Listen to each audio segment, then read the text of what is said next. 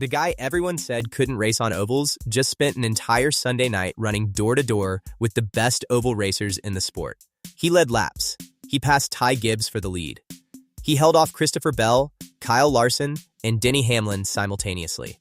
And then he said something over his in-car radio that nobody in that garage saw coming. 11th place doesn't usually feel like a turning point. But for Shane Van Gisbergen at Charlotte Motor Speedway on Sunday night, that 11th place finish might be the most alarming result the rest of the Cup Series field has had to digest all season.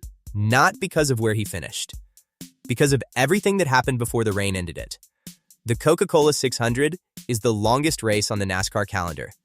600 miles. The most points available in a single event all year. And on one of the most demanding ovals in the country, the New Zealander everyone calls Sfook didn't just participate.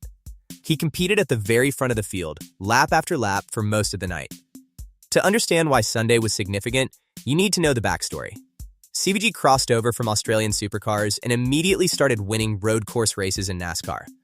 Watkins Glen, road courses, street circuits, anywhere with left and right turns, he is the man to beat.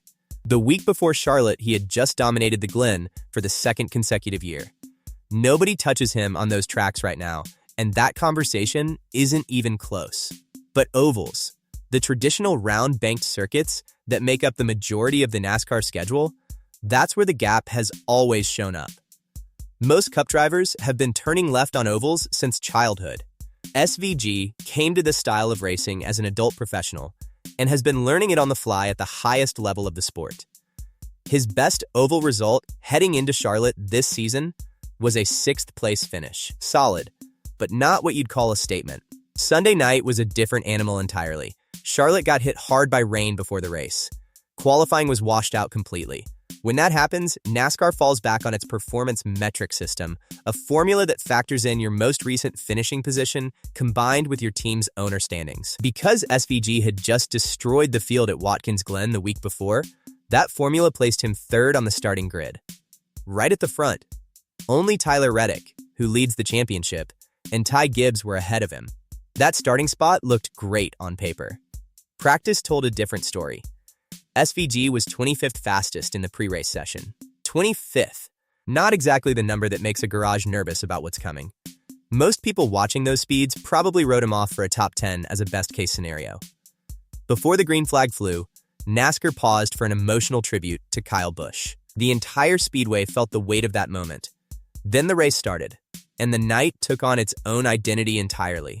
Off the opening green flag, Michael McDowell and Ryan Blaney moved past SVG quickly. By lap 3, he had fallen to 5th. It could have been the beginning of a long slide backward.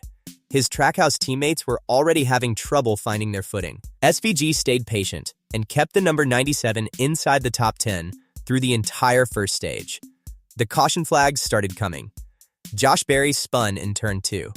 Then, Austin Cindric and Connor Zilisch got together in a significant wreck. Chase Elliott found the inside wall. Through all of it, SVG just maintained. Kyle Larson won Stage 1. SVG crossed 10th and collected his first stage point of the evening. Stage 2 followed the same pattern. Quiet, consistent, methodical. Larson, Chase Briscoe, and Denny Hamlin were trading paint up front, while SVG climbed to as high as 7th without anyone really noticing. Hamlin got so dominant in Stage 2 he was lapping slower cars. That's how fast the number 11 was moving. SVG was still 9th with 13 laps remaining, still on the lead lap, still collecting every point available to him. Hamlin won Stage 2. SVG finished 9th. More points banked. Then came Stage 3 and the crew chief decision that changed his entire night. SVG's team sent him to pit road a few laps earlier than the rest of the field during the green flag cycle. That timing gap gave the number 97 car track position before everyone else had cycled through their stops. When the field sorted itself out, SVG was running near the front again. Christopher Bell won Stage 3. SVG came home 7th, top 10 in every single stage of the longest race in NASCAR, something he hadn't accomplished on an oval since Martinsville earlier this season. Then came the moment that every team principal and crew chief in that garage is probably still thinking about. With the final stage well underway, Ross Chastain and Ricky Stenhouse Jr., got together and brought out a caution. The field had to make a decision: pit for fresh tires or stay out and gamble on track position. The majority of the field dove down pit road. SVG stayed out. So did Ty Gibbs. When NASCAR went back to green with 73 laps remaining, Gibbs led and SVG sat directly behind him in second. 1 lap later, SVG attacked. He threw the number 97 to the outside lane, drove hard through turns 1 and 2, and cleared Ty Gibbs cleanly. Shane Van Gisbergen was leading the Coca-Cola 600. The driver everyone said couldn't race on ovals was at the front of the field at Charlotte Motor Speedway, holding off Christopher Bell, Denny Hamlin, and Kyle Larson, 3 of the most accomplished oval racers in the modern era of this sport. And by his own admission, he lost his composure slightly in the best possible way. After the race, he described taking that lead and said he might have cheered a little bit inside his helmet when he cleared the number 54. He said the cameras probably picked it up. He called it awesome. That is not a word Speedy uses casually. This man is measured and composed in almost every setting. The fact that he was audibly celebrating inside his own car while leading a 600-mile race tells you exactly how much that moment meant to him personally. He also described how natural the car felt in those laps at the front. He said he felt confident all day and that it was genuinely fun to run up front. He said his car seemed to love being up by the wall, right on the edge of the concrete, inches from disaster, and that it felt pretty awesome. Running the wall at Charlotte requires a specific kind of commitment and trust in the car underneath you. SVG had both. Then the sky opened up again and didn't close. Christopher Bell got back around SVG coming out of turn 4 on lap 328. The very next lap, Chase Briscoe tagged the rear of Chris Buescher and sent the number 17 spinning, collecting Ryan Preece in the process. The race turned chaotic. Then, the rain came in hard, and NASCAR red flagged the event. After waiting it out, officials called it after 373 of the scheduled 400 laps. SVG ended up 11th. Daniel Suarez, the driver Trackhouse Racing released at the end of last year, won the rain-shortened race and paid tribute to Kyle Busch in Victory Lane. The storylines were everywhere that night. SVG was honest about his reaction to the finish. He said he was a bit frustrated with the 11th, but acknowledged it had been an awesome day.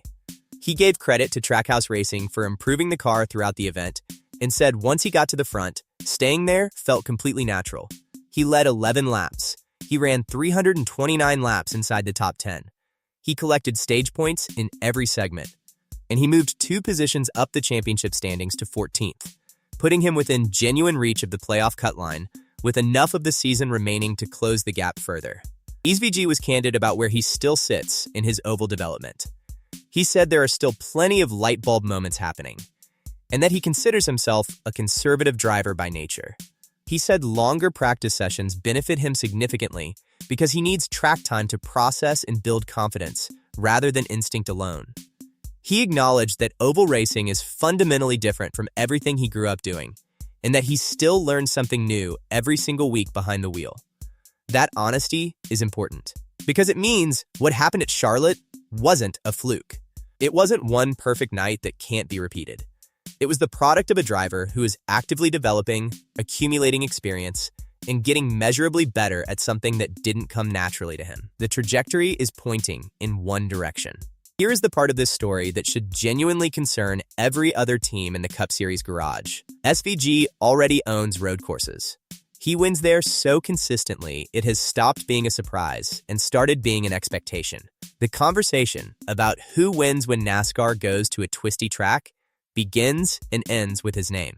Nobody else is even close right now. If he now starts delivering top 5 and top 10 results on ovals with any regularity, and Charlotte suggests that process is already well underway, he stops being a specialist and starts being a complete driver. A driver who can beat you anywhere. A driver who accumulates points every week instead of banking everything on 6 or 7 road course weekends. That version of SVG becomes extraordinarily difficult to keep out of playoff contention and nearly impossible to stop in a championship fight. He led the Coca-Cola 600. He held off Hamlin, Bell, and Larson on an oval. He cheered inside his helmet when he took the lead because he knew what it meant. The 11th place result on the final standing sheet doesn't tell the real story. The 329 laps inside the top 10 do. Nashville Superspeedway is next. Another oval. Another chance to build on what Charlotte started. And SVG already said it best himself, every week going to the racetrack feels fun right now. Because the number 97 team is just building and building. The rest of this field has been warned.